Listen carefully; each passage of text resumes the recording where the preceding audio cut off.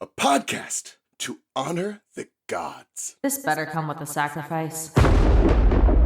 Dave X Media. His expression was a jumble of emotions. Fear, disbelief, possibly even awe. I didn't know what he'd heard about us. But before he could decide whether to help us or fight us, the situation spun out of control. The Jesuheru charged. My ridiculous brother, instead of rolling out of the way, tackled the monster. He locked his arms around the creature's neck and tried to climb its back. But the Jesuheru simply turned its other head to strike. What was my brother thinking? Perhaps he thought he could ride the beast. Perhaps he was trying to buy me a few seconds to cast a spell. If you ask him about it now, he'll claim he doesn't remember the incident at all. But if you ask me, the thick-headed fool was trying to save me, even if it meant sacrificing himself. The nerve!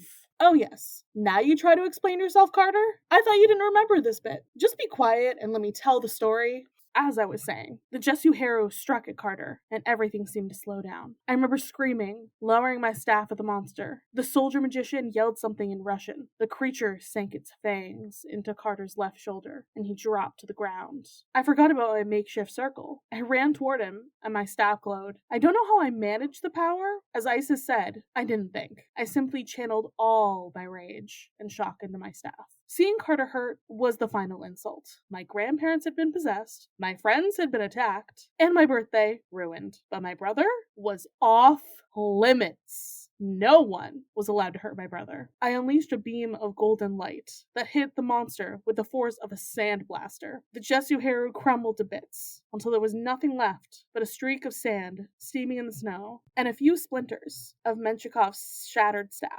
I ran to Carter's side. He was shivering, and his eyes rolled back in his head. 2 puncture wounds in his coat were smoking.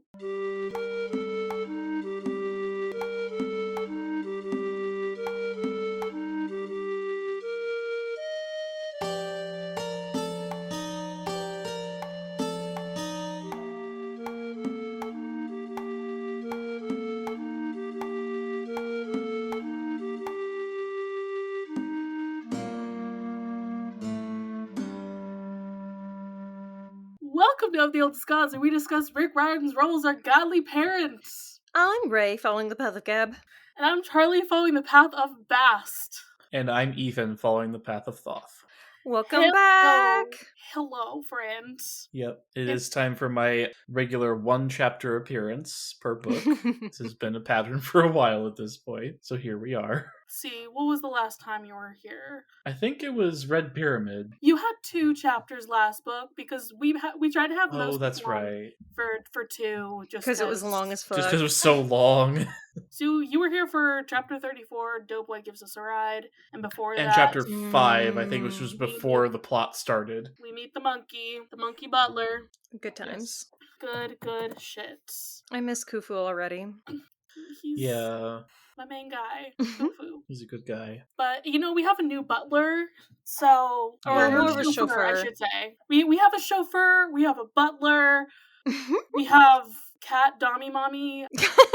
I don't know. Apparently Egyptology pays. I don't know what to call anything, so That's we have our valid. sassy gay uncle. Of course. We have like the whole fam all together. Yeah. So Ethan, you want to reintroduce yourself to the people? It's been a minute. It has. Yeah, go for it. Sure. I'm Ethan Hewlin. I like these two. I've been a big Rick Riordan fan since the ripe age of 9 years old, at least in my case.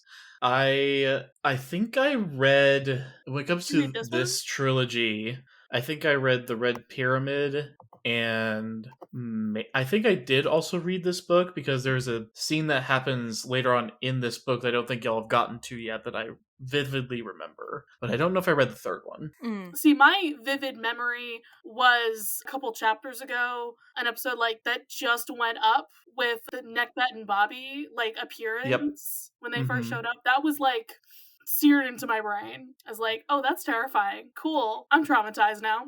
Can we be spoilery, or are we avoiding that? We are the non-spoiler show. We are the non-spoiler show. Raye also doesn't really know anything about this one. I do have a couple of very specific memories from this book also that I have not been mentioning mostly, so...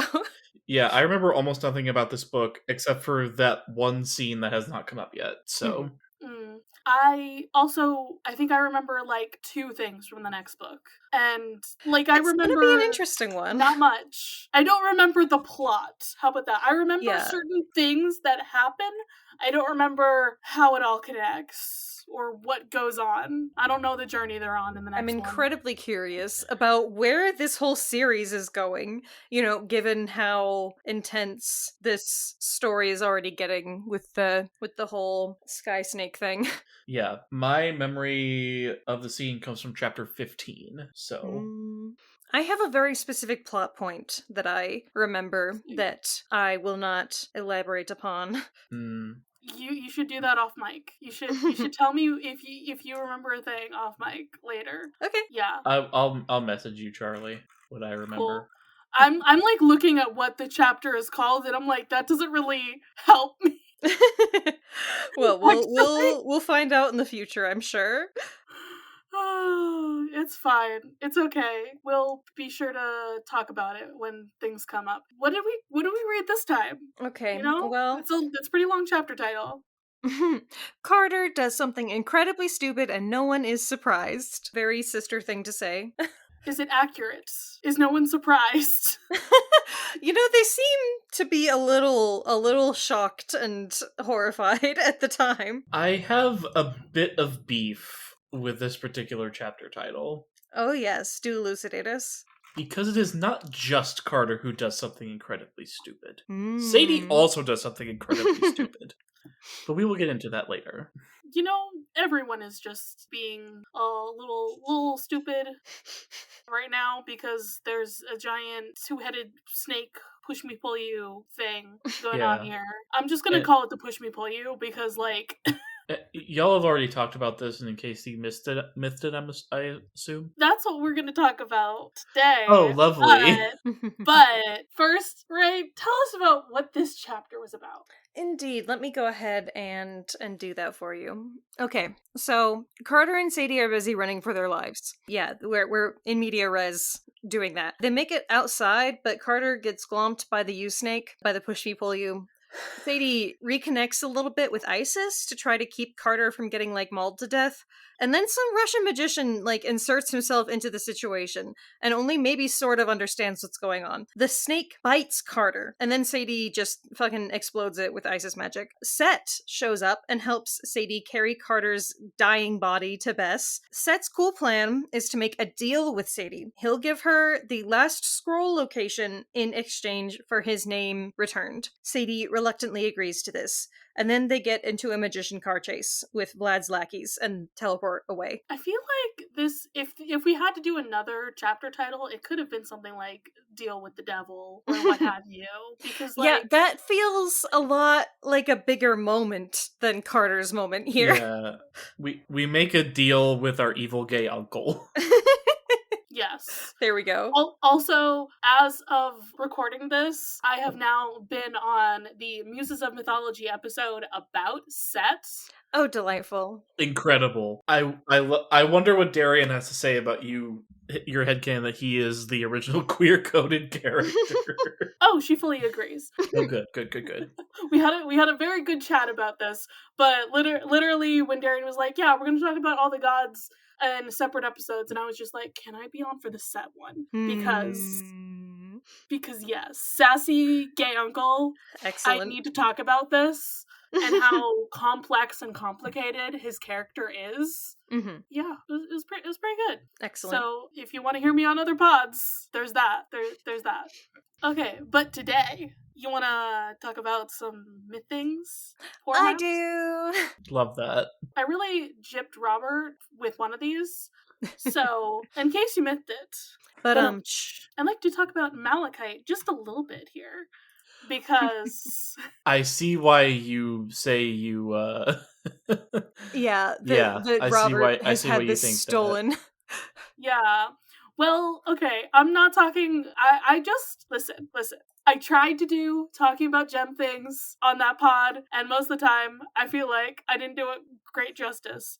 But right now, I just want to talk about some of the, like, mythological and a little bit of the historical stuff, because we got some Russian shit in here in the historical shit. Ooh, interesting. So I feel Yeah. like that's pretty important. Feels relevant. There is, in fact, a malachite room in the Hermitage Museum. What? So, What? like, Wow, Rick there's got a something place right. where this exists. Like, when they started saying the malachite room, I was just like, oh yeah, like, of course, because there's a bunch of malachite here to keep set enclosed. No, it's a place. Like, that's real. Wow. Incredible. Apparently there's one in a place in Mexico as well. So malachite's just pretty cool, all right? Mhm. Yeah. But especially there's Tsar Nicholas II mentioned here as, like, yeah, there's literally a large malachite vase. This might just be the exact thing, Mm. but that is in North America. So Yeah, it was a not. gift from the It Tsar. was a gift from like. him.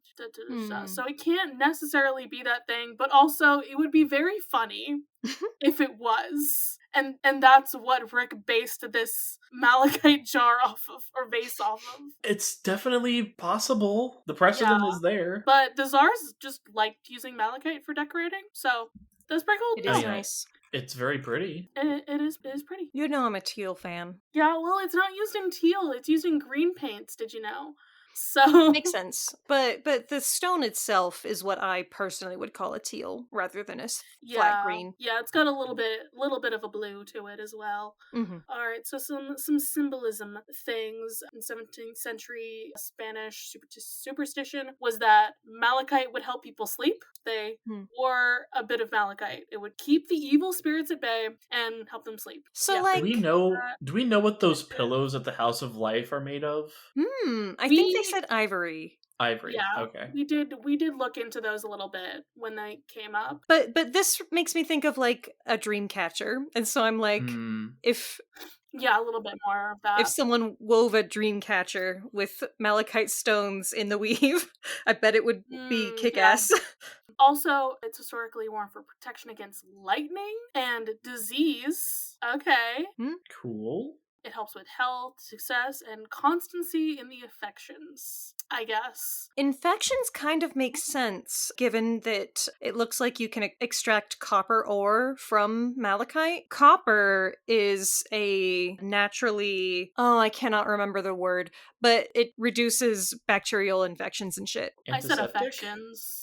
I said antiseptic. I don't know if that's quite the right word. It's like a specific thing for metal. Okay. Let me look up copper and see if I can figure out what I'm thinking of. Okay. This said constancy of in the affections. I assumed that meant, like, romantic. I don't know. Yeah. Also, wow, okay. So they wore malachite, like, engraved with, like, the symbol of the sun to maintain health and avert depression, specifically for Capricorns in the Middle Ages. Wow. Didn't know astrology girlies went back that far, but sure. Why not? Of course they did, Ethan. Come on. Is the Four Humors not just astrology girlies? Like, I suppose. Yeah. Of a kind. Of a kind. Listen, astrology girlies have always existed. Yeah. And then fair. we have a literal section about ancient Egypt here. Okay?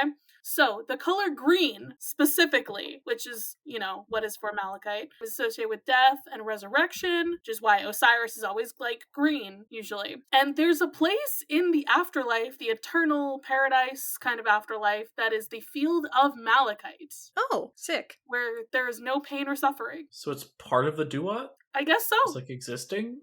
That's what this says. There is a citation. This is like 2010. So I don't know how accurate this is, but we'll see. When we die. Yeah, and like I said, the green pigment from is usually made from malachite. It's used for eye preparations in the burial process. Interesting.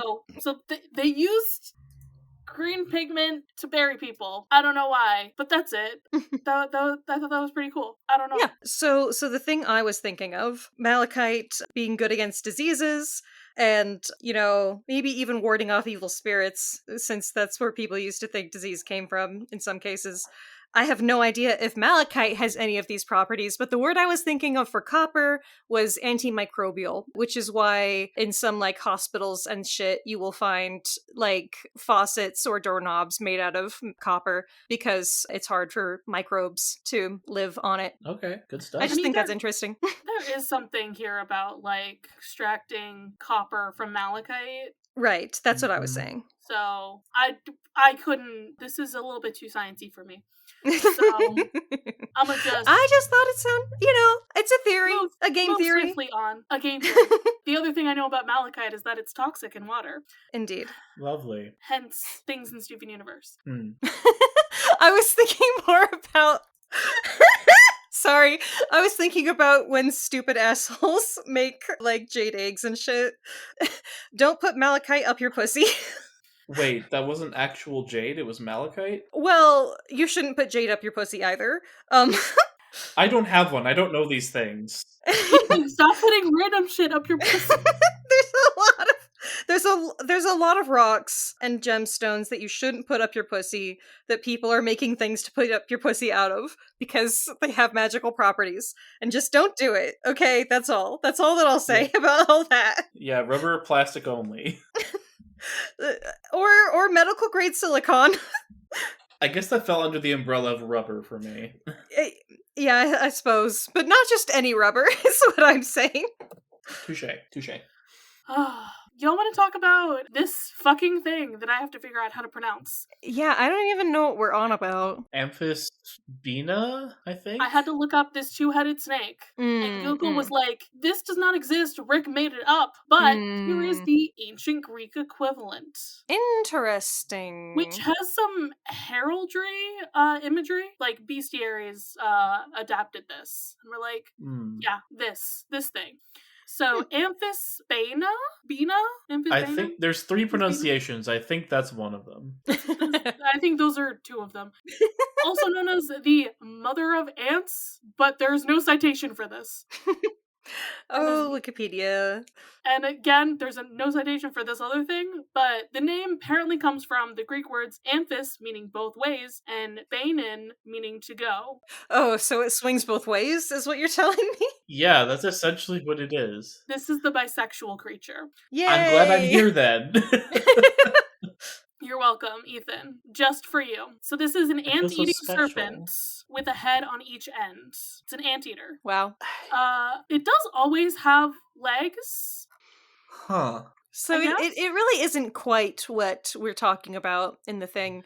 It's Though, quite interesting, the thing here. yeah, I mean, it Yeah. says later on, there's no citation for this, but it says early descriptions of it depict a venomous dual-headed snake-like creature. So Yeah, so this thing, it looks more like a creature with a long neck and then like a tail that has a head on it, whereas the one in the story It's like feathered. doesn't have a tail at all. It's just the double head in the U shape. Yeah, I think the thing is, like, serpent and, like, dragon are kind of, like, the same thing in a lot of Mhm. those, like, old stories. So, like, I feel like this is more dragon-esque than Yeah. serpent, necessarily. Like, it has long neck.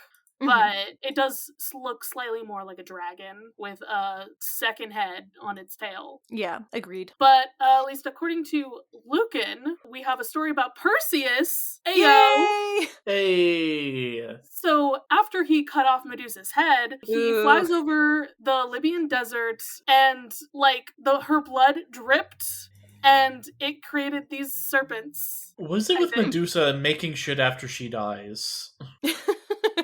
Well, her children are different because she was impregnated. She was pregnant when she was killed, That's a good point. That's a good point. which was why we need more depictions of pregnant Medusa, actually. Hot takes here. I don't know if you ever read Stoneblind. Mm-mm. Yeah, Kelly was reading it earlier. I forget who the author's name is, but she's done several like more feminist retellings of Greek myths. She did one about Circe as well. Kelly's sister recommended that one. Let me see. Natalie Haynes is the author. That sounds familiar. So yeah, Alright, so yeah. 2 heads. There's Just say it says something about poison. So potentially we do have poisonous. Yep, venomous. Those are Makes not the sense. same thing.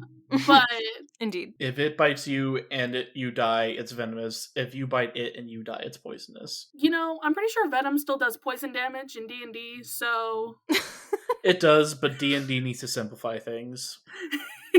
So yeah, the medieval people were like, hey, we're gonna add chicken feet to this creature, and also wings, and also Just to make it more sick. horns on its head, I guess, and ears. I and thought those were ears, I won't lie to you. Just kept adding more things. I'll tell you what I'm most excited about on this page. It's that Pliny the Elder wrote about them. They were in his Naturalis Historia, which is deeply funny. Yep. Yeah. Didn't he also write about the myrmikis? Those huge ants? Or is that somebody else? I don't remember. I know that he has sounds come about up right. before, so I just like it when Pliny the Elder comes up. What a guy. No, He that sure was did- Herodotus. That's Herodotus, okay. Yep, my best buddy in Assassin's Creed Odyssey. Yeah, I was gonna say, he's a pretty big part of that. Absolutely. Just chilling on my boat. Mm-hmm. Oh, they have uses in folk medicine. Pliny is like, yeah, women wore a live amphisbaena around their necks to have safe pregnancies. How big are these things? You can wear one around your neck. I don't know. Granted, Pliny the Elder probably isn't the most credible source, but still. No. It's fascinating that I've never heard of this creature before, because I'm looking at the literature and other media, and earlier they had a list of poets who had referenced them, and then here it's they were in Ruby, they were in Rise of the TMNT, they're in Paradise Lost. What is wrong with you? Yeah. How are you not noticing that this creature is in all of your media? I've never heard of a fucking amphisbaena before. It's in The Witcher. It's in Rise of the Teenage Mutant Ninja Turtles. Yeah, exactly. It's in fucking Beyblade. Symphony of the Night? What the hell? And of course D&D. So yeah, what the fuck? Apparently they're all over. Everywhere. It's fucking everywhere. I know about an Ouroboros, but I don't know about an amphisbaena, which is apparently a similarly important cultural symbol. It does also I love to see also mentions the pushmi-pullyu, which is that's part of the See Also section. Very good. Ethan, do you know what the pushmi-pullyu is? Please tell me. It's ringing a bell. I'm not quite sure from where. Dr. Doolittle. I've never heard of this before, so. Dr. Doolittle. Okay. Do you ever read that book as a small child? I believe so. Either that or the movie with Eddie Murphy. I'm not quite sure. I never actually saw any of those live action movies. I just remember the actual freaking book because my grandma had it. So I want to talk about some of these fucking medicine things because they're funny to me, okay? So, if you have arthritis or the common cold, you have to wear its skin. Cool. Mm-hmm. Those are very different. If you're a lumberjack and you're out in the cold, you have to nail its carcass or skin to a tree to keep warm. What?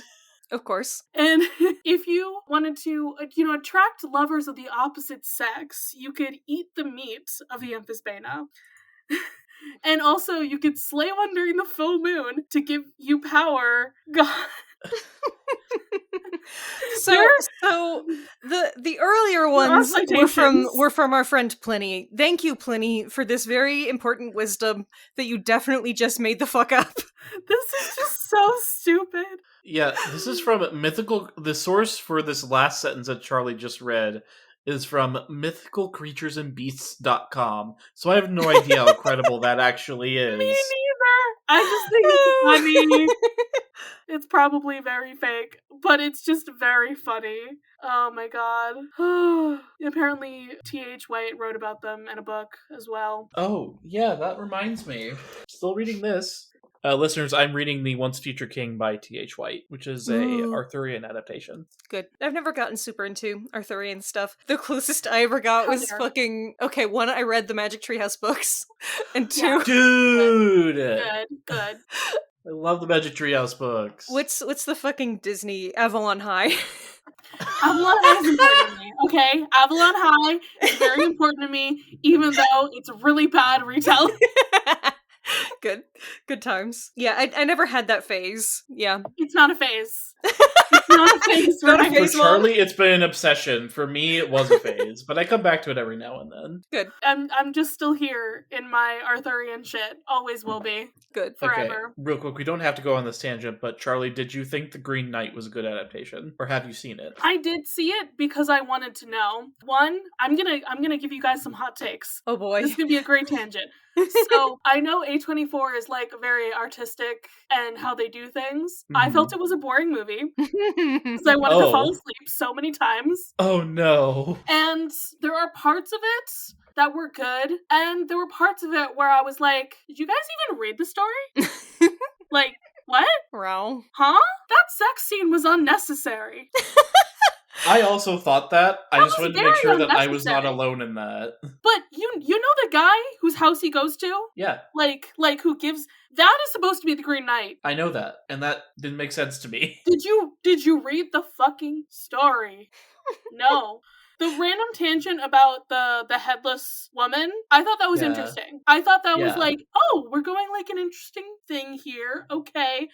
Like, you gotta make it longer. It's not really a long story. Yeah. Go with something. This is gonna make it interesting. And then they just didn't do. They did weird stuff. Also, why was Morgan Le Fay his mom? That is never his mom. Yeah, that didn't make a That's lick his of aunt. sense. Sorry, everybody being like, oh yeah, Arthur only had one sister, and it's Morgan Le Fay, and she's always evil, and that's the one he had Mordred with. And all of those knights were all her children. I'm like, no, he has like 2 other sisters, at least. What are you talking about? Well, I get mad. I get very mad. Isn't Morgan the most famous of his sisters? She is the most famous, and she's not always evil. But she is Mordred's mom, correct? No, never. No? No. Where am I getting that Listen. from? Modern media in the past, 40, 30 years or so. Okay. All the modern media that since I have been alive is just like, oh yeah, no, it's this way. And I'm like, where are you getting this from? Where is your source?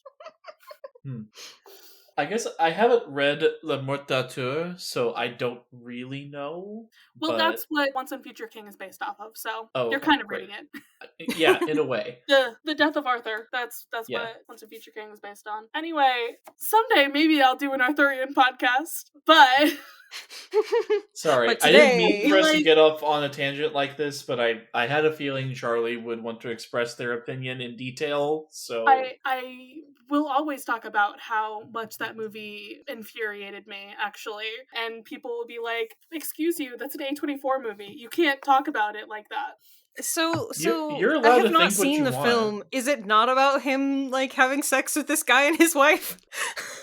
Did they just add in a bunch of different shit? They added in a lot to the original Sir Gawain and the Green Knight legend that wasn't originally there. Yeah, like the beginning is very much accurate, honestly. Like the setup. Mm. The Green Knight comes, threatens Arthur, and then Gawain steps up and he's like, no, I'm gonna handle this, okay? I'm gonna chop his head off. Green Knight picks up his head, is like, okay, I'll hit you up next year. I get to hit you in the same place. Cool, see ya. And that is, in fact, all set up by Morgan Le Fay. She was hoping that the Green Knight would, in fact, scare Guinevere into, like, just dying on the spot. Just scare her into Damn. dying. Because What? that is most of how she is evil in those stories. Is that she's just like, yeah, Guinevere infuriates me. I'm gonna... I want her do a dead little so trickery. bad. She doesn't like her sister-in-law to the point that she wants her dead. Yeah, I don't know, What? man. Women don't like each other. Did you know this? Women are allowed to have Apparently. positive relationships, which is why I think modern adaptation, they should fall in love. Yeah. I think that's the answer. But it does happen like that. He goes to this guy's house who is secretly actually the Green Knight, gives him his home, and then his wife is like, ooh, I'm gonna give you a little kiss. I'm gonna try to come on to you. And he's like, nope, I'm not. You can give me a kiss, that's it. We're not doing any more. And then he has to keep giving the man kisses because every time, like, they go on hunting trips and, like, he's supposed to give him anything that he has gained within the day. So he has to give the guy kisses. Yes. So this is the part of the story that I know, and so I'm like, But- the homoeroticism, it's right there. Yeah. Oh yeah. That didn't happen in the movie. What the No, it fuck? didn't. That's all that I would want out of Instead, the wife, like, rapes him? what? Yeah. No. Yeah. And it's... And then she shames him for it. She also, for some reason, looks like his girlfriend back in Camelot. Oh my god. That's not It's explained It's gross. because he has a girlfriend who's not important to anything in the story. So I've I never didn't seen like this this movie, movie. but I've decided that it sucks right now. Let's talk You know what? about the Kane Chronicles. Dev Patel was still hot in the movie. Good. So- Absolutely. Of course. Dev Patel will always be hot. Like if when Dev Patel has long When Dev hair Patel- and a beard, he is hot. Mhm. If he has short hair and no beard, instantly downgraded for me. Like he's still attractive, but something about the facial hair and the longer Mhm. hair just does it for me. For him. Just say when Dev Patel When Dev is Patel. is hot. There we go. This is all very important tangent. Thank you. Now, back on I to... am so sorry that I distracted us for like 10 or 15 minutes. It's but- okay. This episode has been tangents, and it's working for me today. So, Mhm. Carter does something stupid. We're running. We're running. A lot. Do you know that we're Yeah. running? Sadie What's is the next annoyed that episode? she has to narrate this part, but she's like, I guess you didn't want to do it, Carter, so I guess I get it. So we are foreshadowed at the very beginning that things are going to go pretty bad. It's such a, like, interesting thing where she's like, yeah, it was awful for me, but for you it was so much worse. And it's like, I feel like that's not this chapter, because this chapter, I mean, he gets hurt almost dead, but Yeah. I don't know if that's enough to be like, that's the worst thing ever. I don't want to talk about it. Ugh. Yeah, so this thing is like skidding as it's running in this palace. It's going great. It slipped and rolled down the staircase. That sounds like a very funny way for this thing to move. I am amused by this U-shaped snake. I, again, cannot wait till we get a cartoon of this. That is going to be so fun to see. Yeah.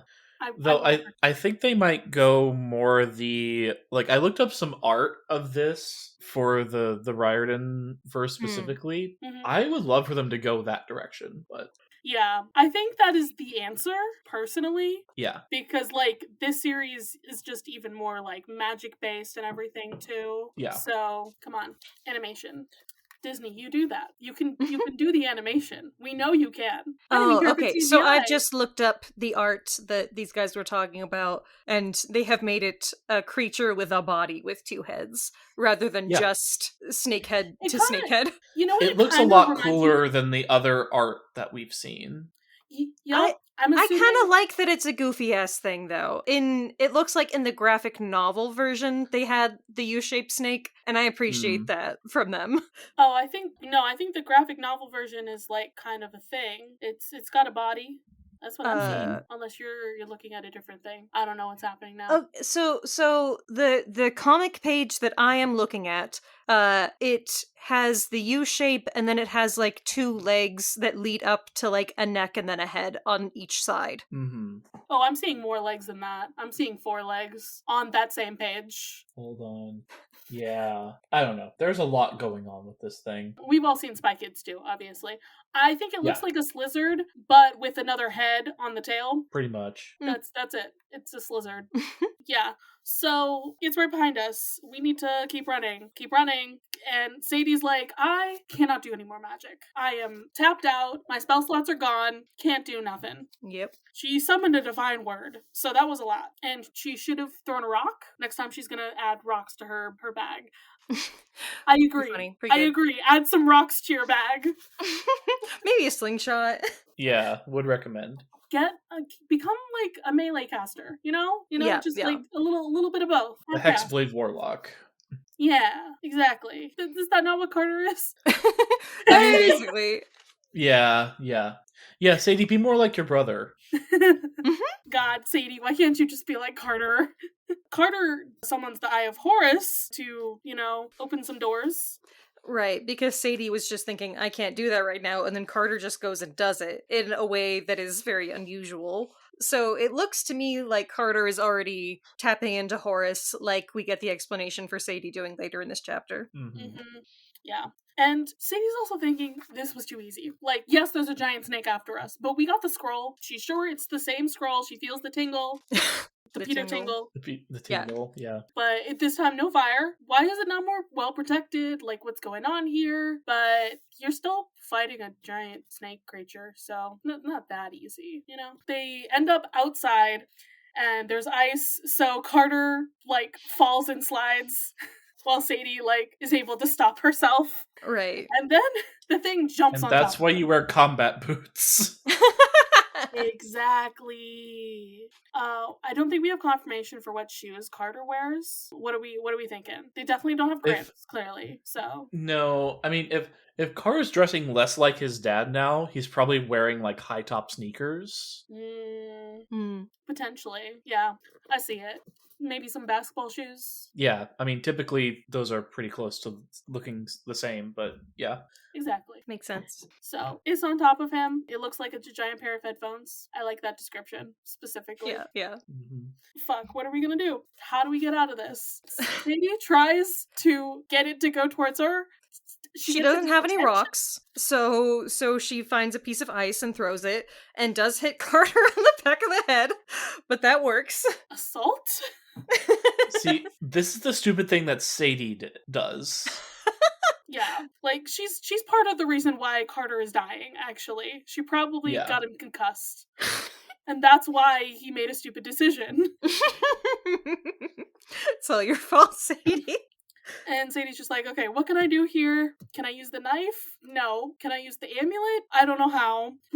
Isis? Hello? Can you give me power? Bestie, are you there? And Isis is like, yeah, girl, I got you. Yeah, I've been here the whole time. What are you talking about? And she summons the Tayet, the symbol of Isis, and is like, you don't like this?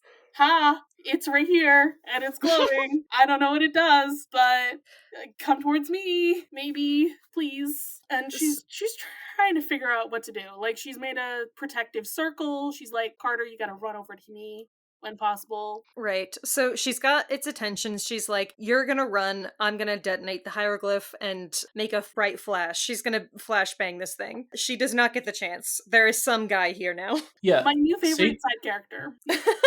Sadie describes this guy as not being much older than her. She's 13.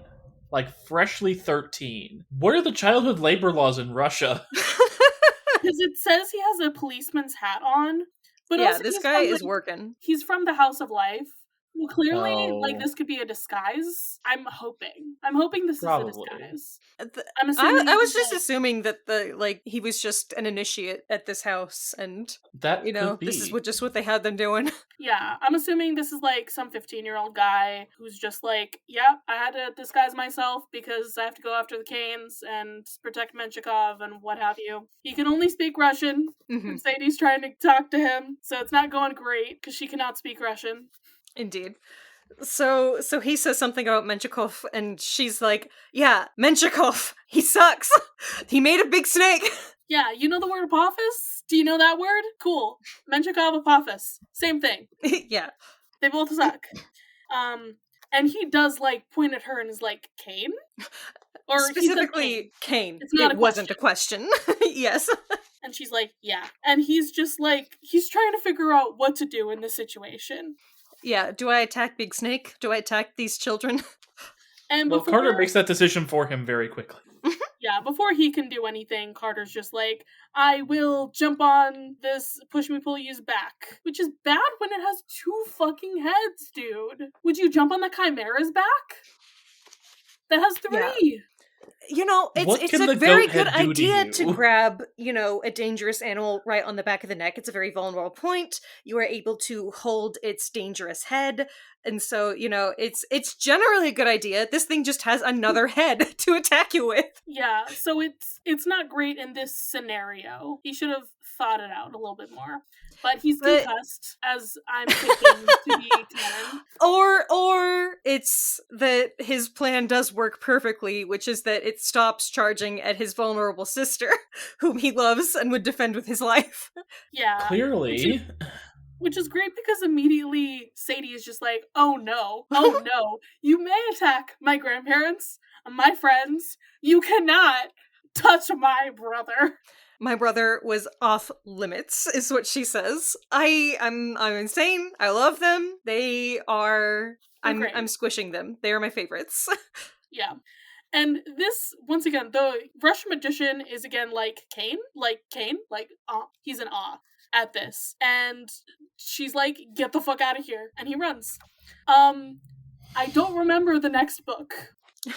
But this is a Rachel Dare moment to me. You? Oh, I see.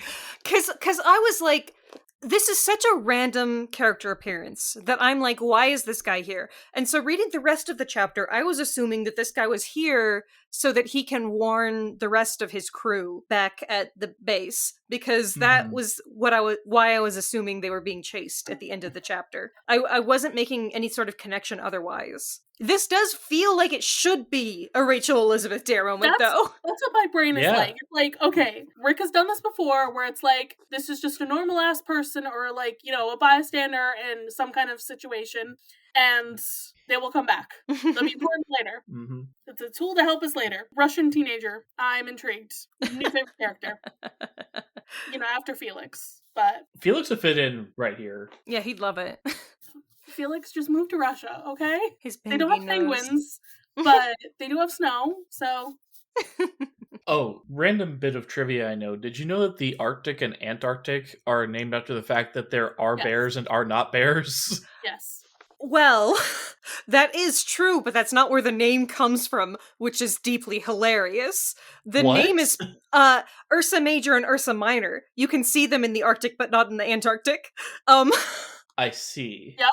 And so it's named after the stars, but also that's where there aren't bears. Oh, I thought that was because of the fact that there are polar bears in the Arctic, but not the Antarctic. Nope, that is true, but that is not where the name comes from. The bears in the sky. Not the bears on the ground. Not the bears on the ground. That's my favorite bit of trivia. I love it so much. Okay, thank you for correcting me. I did not know that. Well, now your trivia is even better. Excellent. Now you have more things to share with other people later. Yes. So anyways, our sassy gay uncle is here. Yes, this is when Set shows up and he has Menchikov's broken sunglasses. Deeply funny. Deeply on good. His head. Actually, I need to draw this specifically of like Set looking fine. He does say that he broke 6 vases over this man's head. And I'm just like thinking about him just like smash with the glasses on, and then like the guy is just like passed out bleeding on the ground, and he's just like, I'll take those. What did he want? Well, they're Ray-Bans. I'll take them. It was the Rockin' Red Reaper. That's my Rockin' Red Reaper right there. Sure is. He's got like malachite rubble on his little disco suit. He's got the broken sunglasses. He's looking fine. Gay uncle. Alright, so they're... Oh, I just said slay in relation to Set. Yeah, they can't find their way around because everything is in Russian. And they're hauling Carter around, but... Right, among the shops. Yeah, Sadie won't let Set fully carry Carter by himself because she doesn't trust him. I also wouldn't. As is her right. You know, he killed her dad. He tried to kill her and her brother and her uncle. So Listen, again, my brain is like, okay, he killed her dad, but also he's technically upholding Maud by killing her dad. So therefore I guess we must forgive him, but also not. Set is just being a silly guy still. That's all that he's up to right now. He does explain that Carter's poisoning is fatal in about 12 hours, so that's great. Love to hear that. Completely incurable. Sadie remembers the mini Carter figurine from Jazz. She's like, okay, well, I'm gonna have to use that. Don't know how, but I'll figure that out gun soon. is about to be shot. Yeah. Now is not the best time to do that. Because she's only gonna get a- one shot to get it right, basically. And so she's Yeah. really gotta work on that. Yeah. Set is just yammering away. Yeah. Amazing. Look, Wonderful. Look, you get a gay man out and about for the first time in a while, he's gonna yap your ear off. Like you cannot that expect is anything his Raye, less. also. Yeah. Like, I'm just imagining like the riffing that would happen if like if someone were to be Set, like actually cast as Set. Okay. Yes. I have Who's your thoughts cast? about Who's your fan this. cast? Okay, so here's the thing. I am not super familiar with actors of Egyptian or Arabic descent that could fulfill this role, so my knowledge is limited. However, I would love to see Iman Isfandi, who plays the live-action version of Ezra Bridger in the Ahsoka show for Star Wars, just to give him some range. Because I've seen him play a hero, I'd like to see him play a villain too. And may I say, the man is fine. Hell yeah, that's required. Charlie, if you want me I to was spell trying his to look name, things up, but I cannot spell. So, EMANESFANDI. there we go. There we go. That's an attractive man. First off. See? Okay, but he's not allowed to be bald because that's some good hair. He does have good hair. And like, I'm pretty sure Set is like bald.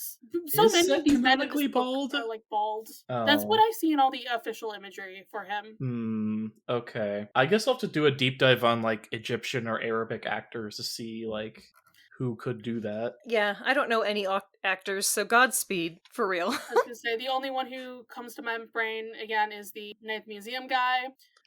Oh, Rami Malek? He could be Yeah. fun. He's got to be there because he's already been a pharaoh. So Yeah. Yeah. he's got to be somebody. Though I don't think he'd look good bald either. No, okay. Hot take. Rami Malek as Horus.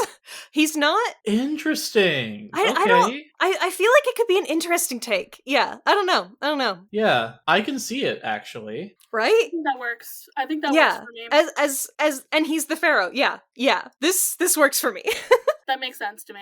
Rami Malek as I'm not Horus. gonna That lie. works. All right. We have our fan cast for one of them. Yeah, we'll keep working on this.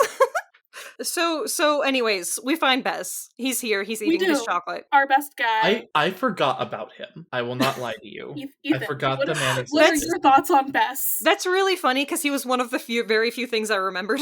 Bess is excellent. Good. Best character. He's the best. He endlessly delights me. Yeah, what a guy. I forget. Is he a god of dwarves or is he just a god who's short? Yes. Both. Both. Okay, great. I mean, in the Egyptian, I don't think there's necessarily a god of dwarves, but he is depicted that way. So, Okay. and But he is what also, in the series god is that- of the downtrodden and the good and the Yeah. protector against all evils. Yeah, love that dude. Love his work. Good job. Yeah. We were talking about getting best tattoos. That's a thing that people would do, especially temple maidens and prostitutes. And I'm like, Hell yeah. hell yeah. it strikes on in fear in people, Just get a tattoo of his scary face. Yeah. I mean, look him up. He literally looks like how he's described. Rick did an amazing job. Oh, okay. Yeah. He doesn't seem particularly scary. I mean, a little unsettling, sure, but yeah, he's a nice guy. He looks like a nice, kindly man who would kill an evil snake for you. yeah, gladly. Exactly. I love him. Oh, never mind. That is his leg. That's not what I thought it was. You think it was his dick? Yeah. I mean, he is stick out in a lot of these images. Here, I'll show you the picture I was looking at, but I'm pretty sure this particular appendage is his leg. The bulge is in that Speedo, so... Listen. Oh. I copied the image, and it's... Okay, never mind. One of those things is his dick. The other is his leg. Oh, yeah. Oh. That sure is it's- an image. It's missing some appendages, though. Mm-hmm. Just why I can it's understand, missing a leg and an arm. Mm-hmm. Oh, they Yeah. preserved the dick, though. Yes, they did. Wow. Yes, they did. He That is looks the most important part. So it's like one of the fucking prison guards from fucking Fear and Hunger. Like, it is that bad, guys. I do not know your reference, but I will believe you. There are people who will get that reference and they will know exactly what I mean. So Bess. Anyways. Yeah. Listen, all I'm saying is that the inches that were going to go to his height had to go somewhere else. They certainly did. You know, he's a shower, not a grower. And that's okay. So he's eating chocolate. He got Sadie a doggy bag, as he should, of course. He tries to scare Set. Yeah, and it he's doesn't distracted and he gets shocked by Set. Yeah. And he just instinctively tries to scare this guy off. That does not work. He's got chocolate on his face. Like, what are you gonna do? He tried. Set wants the chocolate. He's like, is that a gift for me? You know? It's like, no, it's Lennon's head. I got it for Sadie. How evil! Yeah, he's just delighted by the idea that Lennon's head is in there, and they have to be like, no, buddy, it's chocolate. And he's like, aw. That is so mustache twirly. Like, again, it's the, like, OG queer Disney villain. Yeah. I just can't. This is just Jafar written better. Yeah, that's what I always say. I'm like, I know, Charlie. I'm Jafar. agreeing with you. Okay, there's guys coming. They have like 2 minutes before the guys are coming. They're in white sports cars, of course. Yes. So this is what I'm assuming happened, is that our Russian teenager went back and was like, Kane!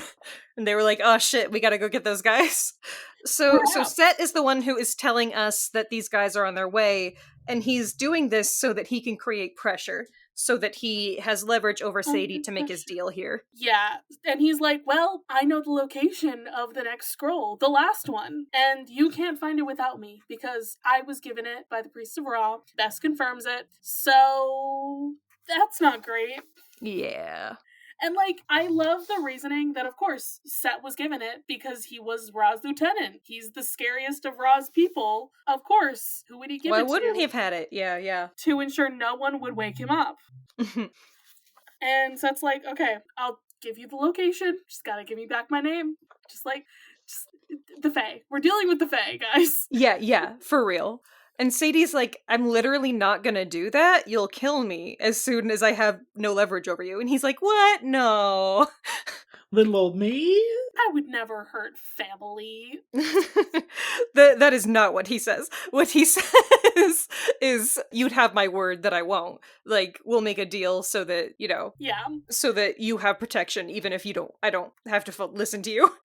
And Sadie comes up with a plan here. So, like, we needed a specific magical pact of, like, and how it would end for this deal to work. She's like, you cannot harm the Kane family. You'll maintain a truce with us until Ra has been awakened. And so it's like, or until you fail to awaken him. Yeah, sure. The world's gonna end if we fail, so... This seems like a terrible loophole. I am so worried about this. Yeah, I was gonna say, this is gonna come back to bite them in some form or fashion.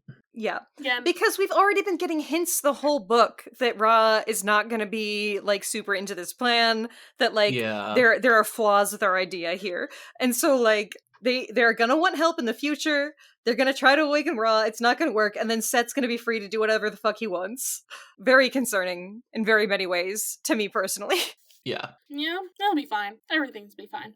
And he tells them where the scroll is. It's in Baharia?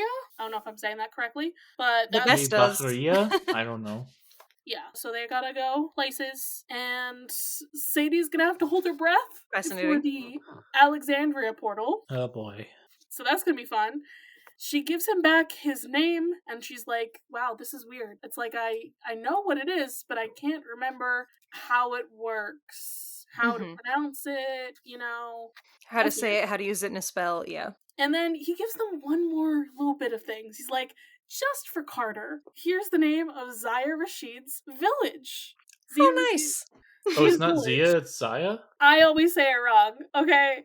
This is me. This is a me thing. Yeah, it's Zia. It's Okay. Sia. Charlie did not remember how to pronounce things and went back to how I used to say it. So we have a name for her village. Does this place exist? Is this real? Al-Hamra Makan. I'll Google it. Let's see. Rick Riordan Wiki. Mhm. Reddit from a year ago. Oh no. There is a... Oh, well, it's not in Egypt, but there is a place called Al-Hamra in Palestine. Interesting. So that probably means something. So I'm sure that we'll find out more about that later. Yeah. At least that's what I would assume from, multiple places being named similarly. Yeah. People on Reddit are mad about translation things. Oh boy. So apparently Rick probably just put this into some kind of translator thing. This is why you lovely. need sensitivity out. readers. Like people of Egyptian descent who can read that stuff. Yeah, yeah. Or people who can read Arabic at least. Yeah, this was pretty early in Rick's trying to do certain things. Right. So Quite I think by early the still. Hero / Magnus Chase era, we're getting better, but he's definitely putting in a lot of effort. Yeah. Later on. So Set's like, happy travels, goodbye. Oh, Set. And he's even like, I maybe even don't want you to die anymore now that you don't have, total power over me. Great. Oh, and he gives Sadie the glasses. That's important. I forgot about that. That's delightful. Okay. I also need to talk about the fucking wizard with his staff out of the sunroof of this car like a fucking shotgun. Hilarious. It reminds me of tactical breach wizards. It has that energy to me. Yeah. Wow. Okay. Yeah, that makes a lot of sense. Yeah, so high-speed car chase in the Russian snow and ice with these wizards who are shooting us with javelins out of their staves. Yeah, great idea. Absolutely amazing. Can't wait to see it in the cartoon. Oh my gosh. So he shoots a javelin out of his staff, which is a very funny thing to do because you could have just thrown a javelin. I'm pretty sure this magical javelin can is a homing thing where it can zero in on them. I don't know. Yeah, that's what she says. She's like, she does say like a homing missile, but I was reading that metaphorically, but it could be a thing. But so it goes through their back windshield, and she is back there ducking and pushing Carter down so that he won't get hit because he's passed the fuck out. And Bess is just sitting in the front, not ducking because he's like, dwarves don't duck. How can he see? He's a god. Yeah, he's got it. He's got it. Don't worry about it. Through Bess, all things are possible. Yep. So I can do all things through Bess who strengthens me. So there's an Egyptian bridge that they're going to. I guess it really does exist. It's on the Fontanka River, and yep. It's Egyptian bridge capitalized. That must be its actual name. Very funny. They built it in the 1800s. Very Crazy. fun. Why not? It's got little sphinxes on it. That's pretty cute. Love it. And yeah, she's got to hold her breath. They're going to be 30 feet underwater. And they go through the portal, after, another javelin hits them. And Sadie, she blacks out. So she's gonna die. So hey Bess, did you not think about the fact that your vehicle has been punctured and is not stable to be 30 feet underwater? That's what I'm assuming why this goes quite so badly, because there's water coming in through the javelin hole and the roof of the Mercedes is, quote, crumpling like an aluminum can. And Sadie's like, oh, we're dead. And then the chapter ends. Hey, he's a god. They'll be okay. Through Bess, all things are possible. Once again. And really, halfway through this book, there's still shit that needs to happen. We can't lose both of our protagonists in, one chapter, In one car accident. To be fair, only one of them would have died because of the car accident. The other was already dying. Exactly. That'd be very funny if just next chapter, Bess is the narrator and he's like, well, I kind of fucked up. So this is how you kill 2 kids. Yep. It's all Bess now. All right. Honestly, would read. I don't think I would read Rick killing off his main characters, especially not children. No, I would read Bess narrating the events of this story. Yeah. I want to know his perspective on things. Yeah, me too. Yeah, Bess and Bast should be recording their own versions.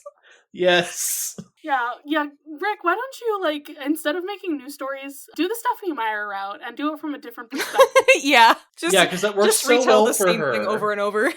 Like, come on. Like, she's still making money at the same fucking series, and you don't even have to come up with new things. You just have to write the same stuff, but from someone else's point of view. Hmm. Give us all of Percy Jackson from, like, Chiron's point of view, okay? At that point, it's just like, a teen summer camp movie. Yeah, he basically. is just there the whole time. That's really funny, actually. Yep, he's just there the whole time. The second book, he's off with the party ponies the entire time. It's great. It's absolutely wonderful. I see no issue with this. Ethan, you want to tell the people where they can find you on the internet? Well, I'm in the Deus Ex Media Discord with these two lovely people. Yay. Cool. But if you're not a patron, you can also find me on Instagram at ethan.t.hewlin. I assume my name will be spelled out in the title or something. Yeah. Or a link or something like that. You also find me on Blue Sky. I've been using that less and less just because it wastes a lot of my time if I'm on there. Hmm. Wow. But Less social media? Wild. listen, in this day and age, you have to pick your battles. Valid. I also have a podcast with Charlie called Mysteries in the Machine. What? Comes No out way. every Monday wherever pods are cast. We've had Raye on before. It was a great time. I Hell don't know if yeah. they're on. Have they already been on Yeah, this season? they were on the first Yeah, episode of this they're on the first season. episode. Okay, so yeah, they've been on, so you can listen to that. And I'm just going to tease a little something coming up. We have also covered, as of right now, both Knives Out films. We are going to cover the third one when that comes out Good. as of recording, a few months from now. But Soon. It'll Yeah. be in 2 months from when this comes out. okay, Yeah, good shit. I'm excited. me too. All right, media plugs. I have to think of my media. You can do the thing that you mentioned at the beginning of the show, I've already. or else forgotten I what will, was on. because I'm very excited. Oh yeah, go ahead. Knights of Guinevere just came out, the pilot. It did. That is a Glitch Productions show on YouTube, worked on by Dana Terrace and a whole 2D animation team that they have, like, pretty much just for this show, as far as I can tell. And it is super duper exciting. It's doing a lot to parody the idea of, like, Disney as a corporation, but it's also being very thoughtful about that idea and, like, how something that is objectively terrible can still touch a person's life, and, like, how that can, like, change you, and, like, how dreams can affect you. And yeah, I'm very, very interested to see where that goes. And I highly recommend it. Again, that's called Knights of Guinevere, and you can just watch it on YouTube. It's like 28 minutes. Yeah, I mean, who knows how much more of it will be out by this time? So far, it's just the pilot. Yeah, sometimes Glitch will take a very long time, and then sometimes it'll be like, a month or two between episodes. It really depends, I think, on how their new 2D studio works. Yeah. And what their production pipeline is going to be like. Since Yeah. this isn't a syndicated show, it's an independent team, you never know when episodes are going to come out. Yeah, for real. Okay, I am going to plug. Yeah, you know what? I'll plug that on this episode. So I'm gonna boy. plug. Listen, I've actually been consuming a lot of media, so I had to choose which one I wanted to do. And I'm gonna plug the book. I'm gonna plug a book that gonna be teasing some things for Mystery Machine, but yes.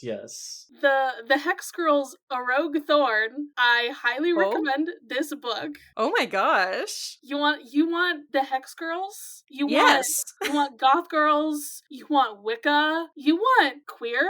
Yes. It's Read so this fucking book. gay. Like, Holy crap. Ethan, have you read it yet? Have you? I started it. Good. Because I was, like, not expecting how gay it was. And then I was like, oh, there's pining. There's lesbian pining. Oh my There's gosh. yearning. Holy crap. This book is too short, actually. I think it needs to be longer. Yeah, Lily Meade, if you happen to listen to this show, we need more. I need more. I need more of this. I want more of this. So is this like a legal Scooby-Doo property? Like this is this a legal Yes. Scooby-Doo property. The book is like, it's a sequel to The Witch's Ghost. Okay. There are like Mhm. obviously some differences because they're like, that was when they made the gang adults in the 90s, and they Mhm, were like, mhm. well, that doesn't really match with everything else Yeah. that we do with Scooby-Doo, so they're teens again. They retcon a little bit, but it's pretty good. That I is very exciting. This isn't related to anything. I mean, it is, but my D&D group for Halloween, we're gonna dress up as witches ghost characters. So Excellent. Tell me everything. we've got the Hex Girls, and we're gonna have Ben Ravencroft and Sarah Ravencroft. Right. I'm gonna be Sarah Ravencroft. Yes! Yes. You are required by law to share this in both the Deus Ex Media server and also the Mysteries of the Machine server. Oh, okay, Yes, okay, please. okay. Yes. Hopefully it turns out nicely. I'd I don't- love to see what your costume looks like. Yeah, Are you I've going been with, trying like, to thrift some makeup? stuff. Are you Yeah. doing? Oh, I'm definitely doing makeup. We got to get Okay. intense with them cheekbones. Of course. Love it. Contour at the wazoo. I'm so excited for this. Amazing. Beautiful. Peak. Yeah. Ethan, do you have a plug? Do you have media? I'm trying to decide between two things. Okay, No, you I'll are go with the TV. bisexual. Yeah, I know. I'll go. God. You know what? For the sake of simplicity, I'll go with the TV show. I actually last night I caught up with season 2 of Peacemaker. Ooh. So if Raye, I know you're a big DC person. I don't know if you watched this at all. I don't know if it's haven't. your I've vibe been very necessarily. excited to try watching it. Okay. We really, really enjoyed The Suicide Squad, Yeah. and I just haven't made time to sit down and check out Peacemaker, really. But everything that I hear about it, very exciting. Yeah, I really like it. I like that John Cena is like an actual actor in this. Thank you, Charlie. Like, we actually get emotional beats from him instead of just because, like, in The Suicide Squad, he's more one note than he is in his own show. Mhm. And I appreciate that James Gunn expanded on that more. Also, the intro sequence for Peacemaker season 1 is one of the most iconic Ooh. title sequences I have ever seen. Season 2 is also fine. It's growing on me. But here, It's hard to beat perfection. Yeah, I'm going to send the intro sequence to our group chat so you can watch this, Raye. I will. Also, I had to do the John Cena thing because listen, I work with small children, and the other day, literally, they were all just saying John Cena every 5 seconds, and every time they did, my brain was just like dun dun dun dun. I couldn't not do it. Isn't he also the "you don't see me" guy? Yeah, that was his whole thing when he was wrestling. Okay, good. I'm glad that I got that right. He technically still is. He did a stint on there for a little while. I don't pay attention to wrestling. It's drag for straight people. I don't really care that much, but Right. I think I've seen parts of this theme before. it's Interesting. iconic. I'm not watching it. Let's. How about you release this from this mortal coil so I can go look at this? Yes, Raye, please observe how iconic this intro sequence is. Though I think in the next episode we're about to get a very big twist that if you're familiar with DC Comics, Ooh. you would have seen coming by now. And Raye, we can talk about that off mic. Okay. But okay. for those Batman. God. Charles, swear to God, Is Clark Kent Superman? I was very excited by the Peacemaker cameo in the Superman movie. yeah, I don't know. James Gunn has a habit in whatever he touches of making me love the weird little guys that he just groups together. And yet, he did not see Scrappy as a weird little guy. Look, Way. that's James Gunn's personal bias. That has nothing to do with Scrappy from A Pup Named Scooby-Doo, or the Scooby and Scrappy-Doo show, or whatever you are referring to. He was not in A Pup Named Scooby-Doo. Sorry. I will forever not forgive James Gunn for his The crimes against Scrappy. Okay, God. Oh, Raye hasn't seen Scooby-Dum. They don't know. They don't know. There's worse things than Scrappy. And his name is Scooby Dum. Or Scooby I'm familiar. I'm familiar with the man and his work. Oh, good. Wonderful. Okay. You wanted to be released from this mortal coil, Yes, so yes, please. I guess I'm gonna shoot like staff javelin wizard thing at you. Oh God. I'm gonna Oh, puncture God, no. the hull of your car, send you flying into this portal, and you're just gonna drown. Oh. God, that's terrifying. So you've really done it this time, you know? Yeah, we I've have really- been released. Charlie is from this mortal escorting us coil. off this mortal coil personally. Get out of my house. Get out of Russia. Why don't you? Okay. I love that you are the villain of this episode, I guess. Bye, everyone. I, Bye. in fact, am that one Russian kid. Bye. Wow, that was the secret this whole time. It was me. I've been here the whole time. To quote Sam Reich, I've been here the whole time. You're welcome. All right, see ya. Bye.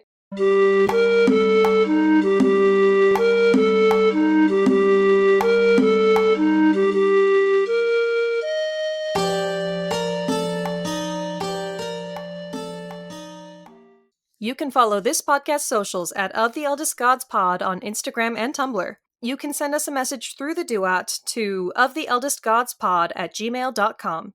If you'd like to support us financially, join us at patreon.com/oftheeldestgods. By becoming a patron, you can join the Deus Ex Media Discord server, where you'll be able to chat with us and other listeners about the Riordanverse or whatever else. Our $5 patron tier also gets you access to Against All Odds, our monthly bonus show. There, we'll talk about a wide variety of topics, which usually have something to do with mythology, no promises. You can check out our merch store on Redbubble to find custom designs made by Charlie. Or if you cannot or do not want to support us financially, we'd really appreciate a rating, a review, or letting your friends and followers know how much you love the podcast. That really helps. If you want to hear more from me, Raye, check out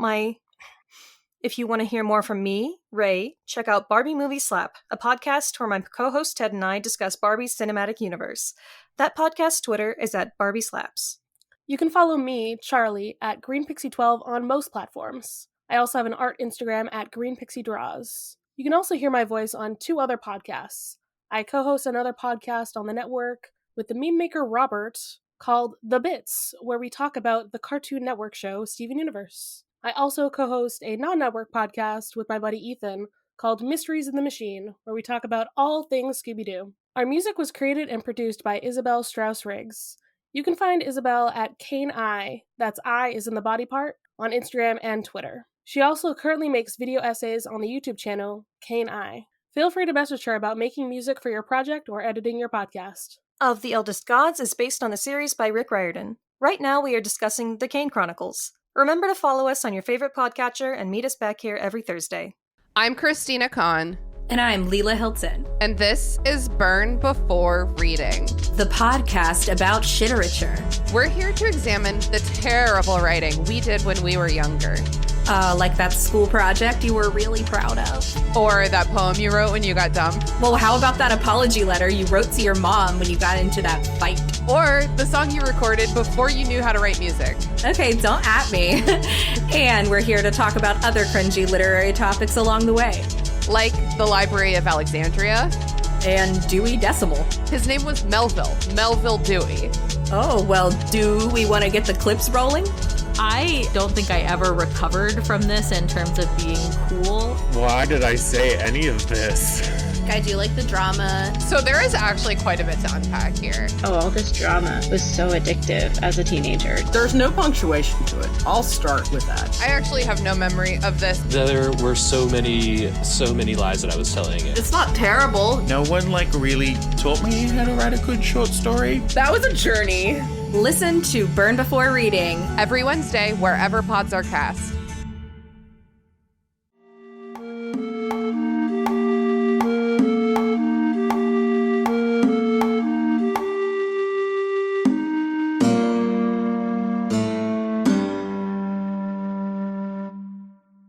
So, Raye, are you cross-stitching, embroidering? What are you doing? I'm sewing some jorts. Oh. Okay. I get that. Okay, but are you gonna then embroider the jorts? I was thinking about it a little bit, actually. I didn't know you knew how to do that. I don't, is the thing. I was trying to figure it out recently a little bit. Dave X Media.